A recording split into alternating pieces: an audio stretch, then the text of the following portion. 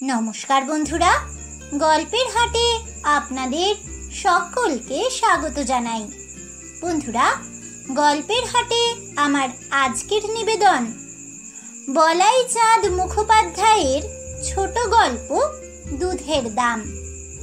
আমার এই গল্পটি ভালো লাগলে অবশ্যই ভিডিওটি লাইক, কমেন্ট, শেয়ার আর আমার চ্যানেলটিকে সাবস্ক্রাইব করে দেবেন। তাহলে চলুন বন্ধুরা, গল্পটি শুরু করা যাক। গল্প পাঠে আমি বৈশালী, আর আপনারা শুনছেন আজকের গল্প দুধের দাম। ট্রেন আসিয়াছিল। কয়েকটি সুবেশা, সুতর্ণী, সুরূপা যুবতী স্টেশনে আসিয়াছিলেন। তাহাদেরই আশেপাশে জনকয়েক বাঙালি ছোকরাও, কেহ অন্যমনস্কভাবে, কেহ বা জ্ঞাতসারে ঘোরাফেরা করিতেছিল।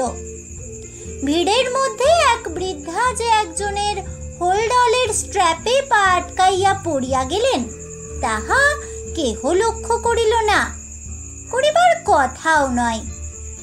বিদেশাগত শিভালরি জিনিসটা যুবতীদের কেন্দ্র করিয়াই বিকশিত হয়। সকলে অবশ্য যুবতীদিগকে লইয়া প্রকাশ্যে বা অপ্রকাশ্যে ব্যস্ত ছিল না। যাহার হোল্ডলের স্ট্র্যাপে পা আটকাইয়া বুড়ি পড়িয়া গেলেন, তিনি শিক্ষিত ভদ্রলোক, কাছেই ছিলেন। তিনি বুড়িকে সধমক উপদেশ দিলেন একটা, পথ দেখে চলতে পারো না? আর একটু হলে আমার স্ট্র্যাপটা ছিঁড়ে যেত যে। বুড়ির ডান পাটা বেশ মচকাইয়া গিয়াছিল, তবু তিনি খোঁড়াইয়া খোঁড়াইয়া প্ল্যাটফর্মময় ছোটাছুটি করিতে লাগিলেন। তাহাকে একটা স্থান সংগ্রহ করিতেই হইবে, অসম্ভব। ট্রেন বেশিক্ষণ থামিবেও না। হুড়মুড় করিয়া শেষে তিনি একটা সেকেলে ইন্টার ক্লাসে উঠিয়া পড়িলেন। যথারীতি সকলেই হাঁ হাঁ করিয়া উঠিল। বর্তমানে অবশ্য ইন্টার ক্লাসের নাম বদলাইয়া সেকেন্ড ক্লাস হইয়াছে। একজন বাঙালি ভদ্রলোক ইচ্ছা করিলে একটু সরিয়া বসিয়া জায়গা করিয়া দিতে পারিতেন। তিনি জিনিসপত্র সমেত বেশ একটু ছড়াইয়া বসিয়াছিলেন, কিন্তু তিনি সরিয়া বসিলেন না। উপদেশ দিলেন, উঠলে তো, এখন বসবে কোথায় বাছা? আমি নিচে তোমাদের পায়ের কাছে বসবো বাবা, দুটো স্টেশন মাত্র, তারপরেই নেমে যাব। বেশিক্ষণ অসুবিধা করব না তোমাদের। বুড়ি তাহার পায়ের কাছেই তাহার জুতো জোড়া সরাইয়া দিয়া বসিয়া পড়িলেন। অসুবিধা তেমন কিছু হইল না, কারণ বৃদ্ধা ছোটখাটো আয়তনের মানুষ, গুটিসুটি হইয়া বসিয়াছিলেন। একটু পরেই কিন্তু তিনি অস্বস্তি বোধ করিতে লাগিলেন। যে পায়ে স্ট্র্যাপটা আটকাইয়া গিয়াছিল, সেই পাটা বেশ ব্যথা করিতে লাগিল। চাহিয়া দেখিলেন, পা ফুলিয়া উঠিয়াছে। তাহার ভাবনা হইল, নামিবেন কি করিয়া? আর 2 স্টেশন পরেই শুধু নামিতে হইবে না, আর একটা ট্রেনে উঠিতেও হইবে, অথচ পা নাড়িতে পারিতেছেন না। দাঁড়ানোই যাইবে না যে।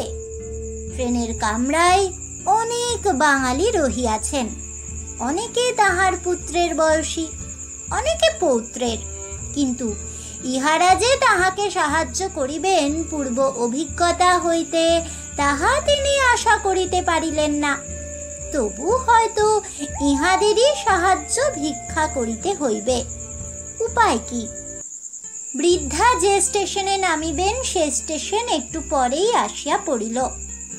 প্যাসেঞ্জাররা হুড়মুড় করিয়া সবাই নামিতে লাগিলেন। বুড়ির দিকে কেহ ফিরিয়াও চাহিলেন না। আমাকে একটু নামিয়ে দাও না বাবা, উঠে দাঁড়াতে পারছি না আমি। বুড়ির এই করুণ অনুরোধ সকলেরই কর্ণকুহরে প্রবেশ করিল, কিন্তু অধিকাংশই ভান করিলেন যেন কিছু শুনিতে পান নাই। একজন বলিলেন, ভিখারি মাগির আসপর্দা দেখেছেন? যাচ্ছে তো উইদাউট টিকিটে, তার উপর আবার। তিনি বৃদ্ধাকে ভিখারিনী মনে করিয়াছিলেন। বৃদ্ধা কিন্তু ভিখারিনী নন, তাহার টিকিটও ছিল, সেকেন্ড ক্লাসেরই টিকিট ছিল। আরেকজন বিজ্ঞ মন্তব্য করিলেন, এইসব হেল্পলেস বুড়িকে রাস্তায় একা ছেড়ে দিয়েছে, এর স্বামী ছেলে নেই নাকি?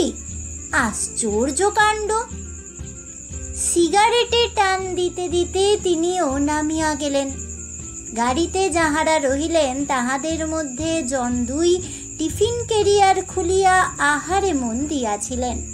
বুড়ির কথা তাহাদেরও কর্ণে প্রবেশ করিয়াছিল, কিন্তু সে কথায় কর্ণপাত করা তাহারা সমীচীন মনে করিলেন না। বৃদ্ধা তখন দুই হাতে ভর দিয়া ঘষ্টাইয়া দ্বারের কাছে আসিয়া পড়িয়াছিলেন, কিন্তু নামিতে সাহস পাইতেছিলেন না। এই বুড়ি, হটো, দরওয়াজা সে। এক মারোয়ারি যাত্রী বৃদ্ধার গায়ে প্রায় পদাঘাত করিয়াই ভিতরে প্রবেশ করিলেন। তাহার পিছনে এক বলিষ্ঠকায় কুলি, তাহার মাথায় সুটকেস হোল্ডল। কুলির পিছনে চপ্পল পায়ে নীল চশমা পরা লক্কা গোছের এক ছোকরা। সে ভঙ্গি ভরে বলিল, দয়াময়ী, পথ ছাড়ুন, দরজার কাছে বসে কেন? বাইরে লেগেছে বড্ড বাবা, নামতে পারছি না। ও, দেখি যদি একটা স্ট্রেচার আনতে পারি। ছোকরা ভিড়ে অন্তর্ধান করিল, আর ফিরিল না। যে বলিষ্ঠ কুলিটা মাল মাথায় করিয়া ঢুকিয়াছিল, সে বাহিরে যাইবার জন্য দ্বারের কাছে আসিয়া দাঁড়াইল। মাইজি, कृपा करके थोड़ा हटके बैठिए, आने जाने का रास्ता पर काहे बैठा गए? বৃদ্ধা হঠাৎ ফুপাইয়া কাঁদিয়া উঠিলেন। আমি নামতে পারছি না বাবা, পায়ে চোট লেগেছে।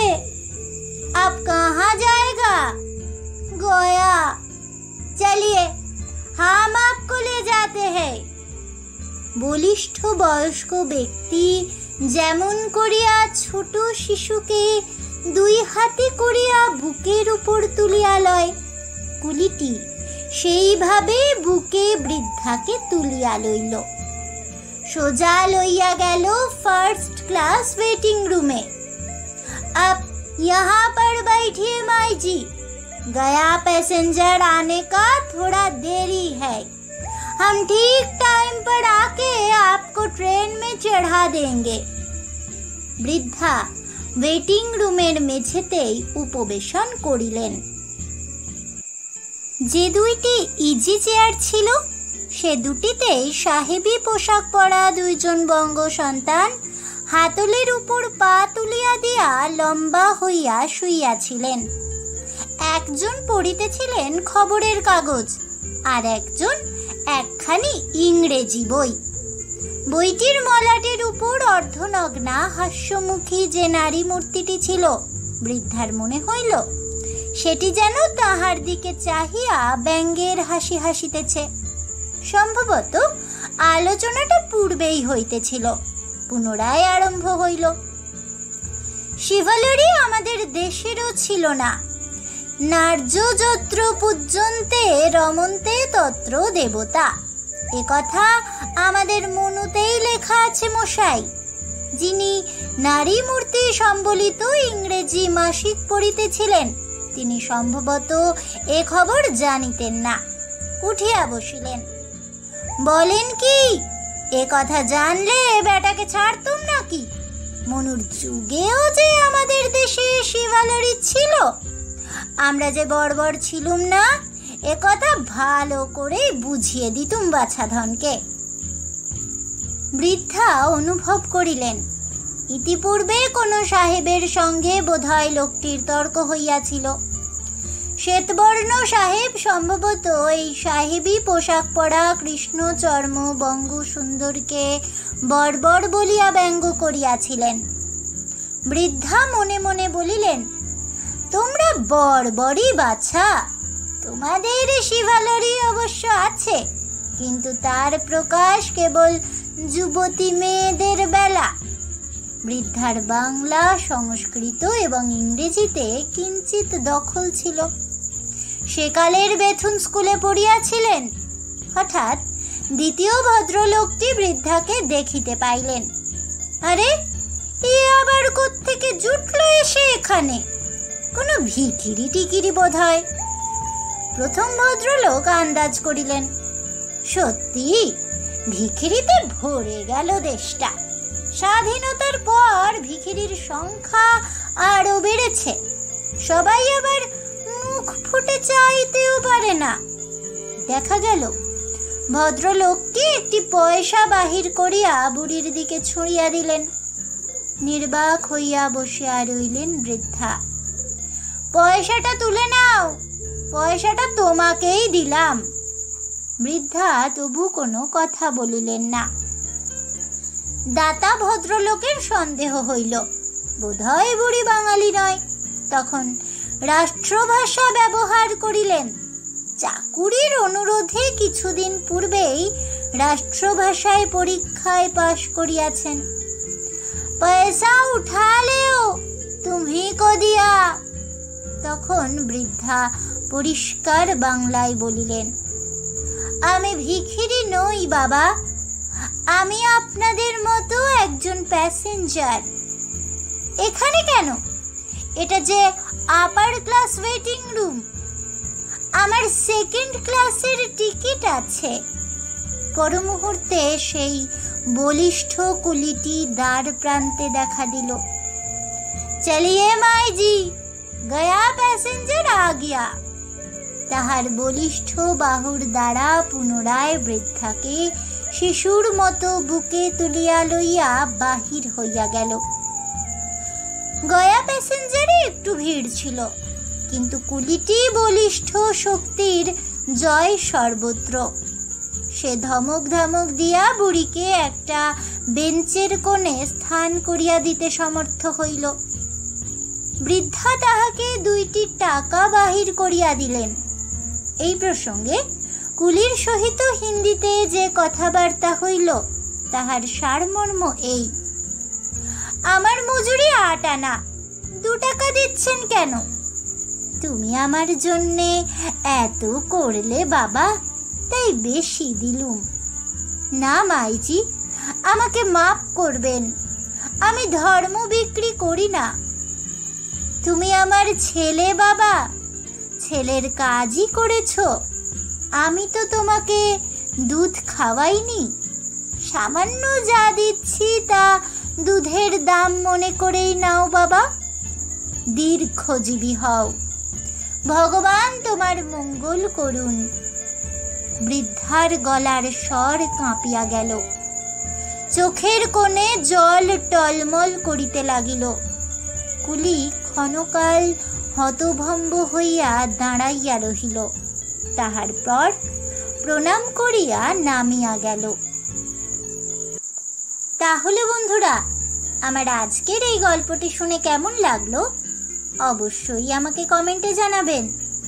ভিডিওটি ভালো লেগে থাকলে লাইক শেয়ার করতে ভুলবেন না। আমার চ্যানেলের নতুন বন্ধু হয়ে থাকলে চ্যানেলটিকে সাবস্ক্রাইব করে দেবেন। পাশে থাকা বেল বাটনটি প্রেস করে রাখবেন নতুন ভিডিওর নোটিফিকেশন পাওয়ার জন্য। ফিরে আসবো পরবর্তী গল্প নিয়ে, তাই ততক্ষণ সকলে ভালো থাকুন, সুস্থ থাকুন, আর অবশ্যই সঙ্গে থাকুন আর দেখতে থাকুন গল্পের হাট।